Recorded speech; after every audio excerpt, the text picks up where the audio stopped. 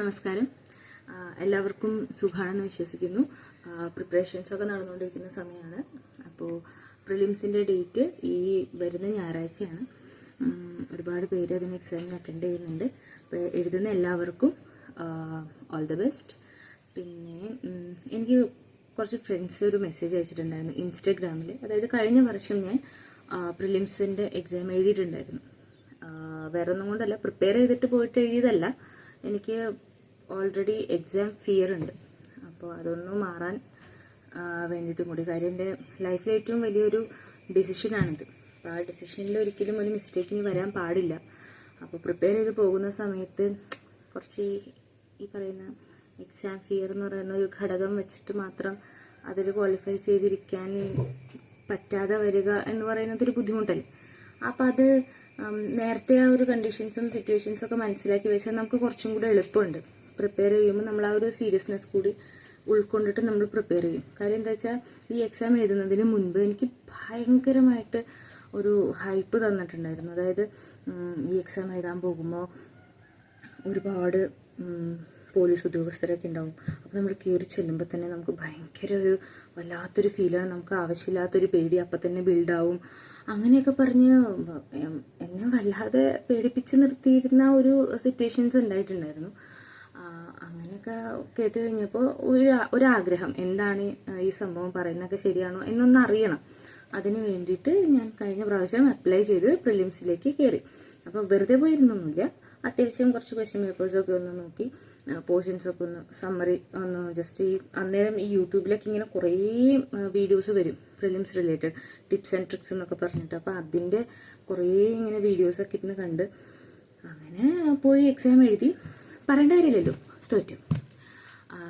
അപ്പോൾ അതിൽ നിന്ന് കുറച്ച് എക്സ്പീരിയൻസും കുറച്ച് എനർജിയൊക്കെ ഉൾക്കൊണ്ടിട്ട് പറയാമോ ഇനിയിപ്പോൾ എക്സാമിന് പോകുന്ന ആൾക്കാരോട് എന്താണ് പറയാനുള്ളത്, അല്ലെങ്കിൽ എന്തൊക്കെ ശ്രദ്ധിക്കണം എന്ന് പറഞ്ഞു തരാമോ എന്ന് ചോദിച്ചിട്ട് എൻ്റെ ഗ്രൂപ്പിലുള്ള കുറച്ച് പേര് മെസ്സേജ് ഇട്ടിരുന്നു. അപ്പോൾ ആക്ച്വലി നമ്മൾ ഒരുമിച്ചിരുന്ന് പഠിക്കാമെന്നുള്ള രീതിയിലൊക്കെയാണ് ആദ്യം ഡിസ്കഷൻ ഉണ്ടായിരുന്നത്. പിന്നെ പഠിത്തമൊക്കെ ഒരുമിച്ചിരുന്ന് പഠിത്തം അങ്ങനെ ഒരു സമയവും കാര്യങ്ങളൊന്നും ഒത്തു വരാത്തത് കൊണ്ട് എല്ലാവരും ഇൻഡിപെൻഡൻ്റ് ആയിട്ടാണ് പഠിക്കുന്നത്. അപ്പോൾ അവരങ്ങനെ ചോദിച്ച സ്ഥിതിക്ക് ഒരു എക്സ്പീരിയൻസ് ഷെയർ ചെയ്യാമെന്ന് വിചാരിച്ചിട്ടാണ് ഇപ്പോൾ ഈ വീഡിയോ ചെയ്യുന്നത്.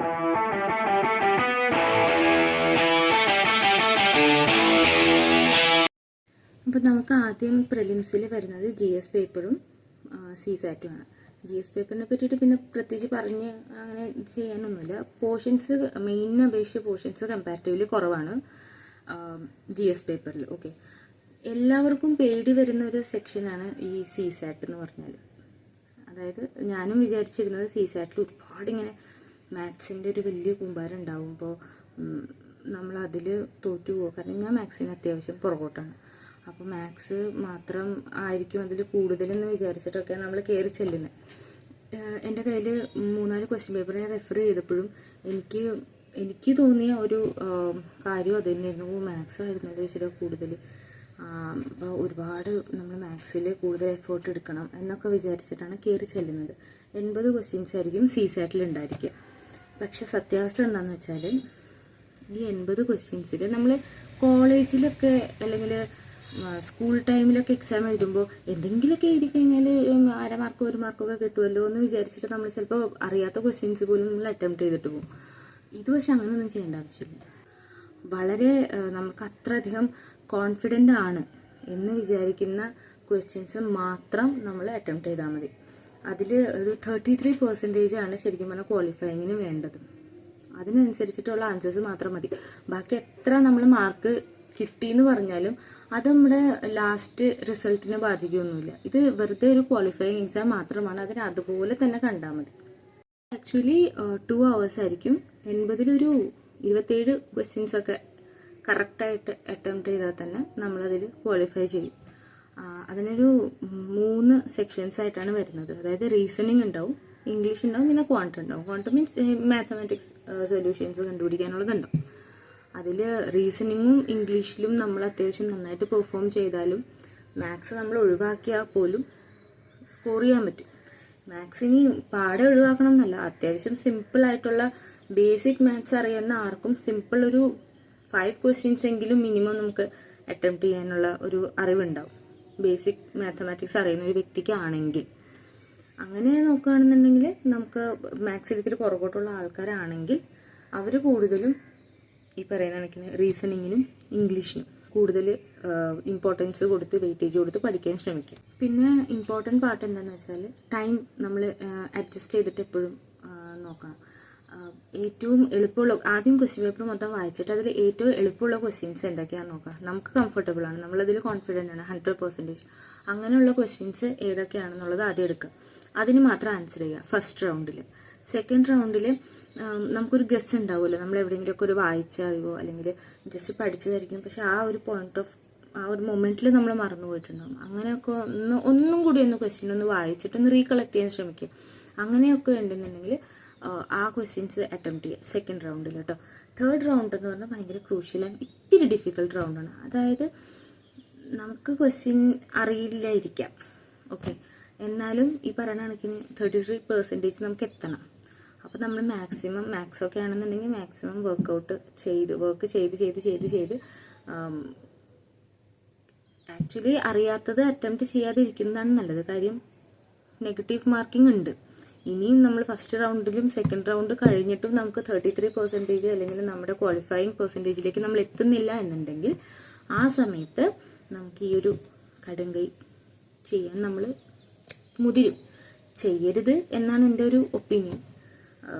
അത്ര നിർബന്ധമാണെങ്കിൽ ഒരു 3 4 അല്ലെങ്കിൽ ഒരു 5 8 ക്വസ്റ്റ്യൻസ് നമ്മുടെ ഒരു ഗസ് വെച്ചിട്ട് നമുക്ക് ചെയ്യാവുന്നതാണ്. പക്ഷെ നെഗറ്റീവ് മാർക്കിംഗ് വന്നാൽ പിന്നെയും നമ്മളിപ്പോൾ ഒരു ബോർഡറിലാണ് നമ്മളുടെ ക്വാളിഫയിങ് പെർസെൻറ്റേജ് നിൽക്കുന്നത്. നമ്മളിപ്പോൾ എഴുതിയതിൻ്റെ റിസൾട്ട് ഒരു ബോർഡർ ലൈൻ ആണെന്നുണ്ടെങ്കിൽ എന്തെങ്കിലും ഒരു നെഗറ്റീവ് മാർക്കിംഗ് വന്നാൽ നമ്മൾ താഴേക്ക് വരും. അപ്പോൾ അങ്ങനെ നിങ്ങൾക്ക് ഒരു സേഫ് സോണിലാണ് നമ്മൾ നിൽക്കണമെന്നുണ്ടെങ്കിൽ ഒരു 3 4 നെഗറ്റീവ്സ് വന്നാൽ പോലും നമുക്ക് ആ പ്രശ്നം ഉണ്ടാവില്ല. പക്ഷെ ബോർഡർ വെച്ചിട്ടാണ് നമ്മളെപ്പോഴും റിസൾട്ട് കാൽക്കുലേറ്റ് ചെയ്യണമെന്നുണ്ടെങ്കിൽ നമുക്ക് ആ ഒരു നെഗറ്റീവ് മാർക്കിങ്ങിൻ്റെ എണ്ണം കൂടുന്നതനുസരിച്ചിട്ട് റിസൾട്ടിൻ്റെ പെർസെൻറ്റേജ് കുറയാനായിട്ട് ചാൻസ് ഉണ്ട്. അപ്പോൾ അത് മാക്സിമം അവോയ്ഡ് ചെയ്യുന്നത് നല്ലതായിരിക്കും. പിന്നെ റീസണിങ്ങിനാണെന്നുണ്ടെങ്കിൽ കൂടുതൽ അറ്റംപ്റ്റ് ചെയ്യാൻ പറ്റുന്നത് റീഡിങ് ഹാബിറ്റ്സ് ഒക്കെ ഉള്ളവർക്ക് അത്യാവശ്യം നന്നായിട്ട് അറ്റംപ്റ്റ് ചെയ്യാൻ പറ്റും. അപ്പോൾ അതിന് വേണ്ടിയിട്ട് കൂടുതൽ പ്രാക്ടീസ് ചെയ്യും. 2-3 ദിവസം കൊണ്ട് നടക്കില്ല, എന്നാലും മാക്സിമം റീഡിങ് എടുക്കാൻ നോക്കുക. അപ്പോൾ നമുക്ക് റീസണിങ്ങിൽ നന്നായിട്ട് പെർഫോം ചെയ്യാൻ പറ്റും.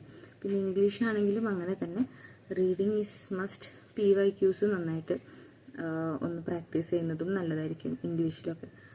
ഇംഗ്ലീഷ് മാത്രമല്ല ഏതൊരു എക്സാമിനും PYQs വളരെ നന്നായിട്ട് ഹെൽപ്പ് ചെയ്യും. ഇപ്പോൾ മാത്സ് ക്വാണ്ടിലാണെന്നുണ്ടെങ്കിലും അങ്ങനെ തന്നെയാണ്. PYQസിൻ്റെ പാർട്ട് എന്ന് പറഞ്ഞിട്ടുണ്ടെങ്കിൽ ഭയങ്കര ഇമ്പോർട്ടൻസ് ഉള്ളതാണ്. അപ്പോൾ ഇത്രയും കാര്യങ്ങളൊക്കെയാണ് എൻ്റെ ഒരു സജഷൻസ് എന്ന് പറഞ്ഞിട്ടുണ്ടെങ്കിൽ. നേരത്തെ ഞാൻ പറഞ്ഞ ഹൈപ്പിൽ അത് ഉള്ളതാട്ടോ.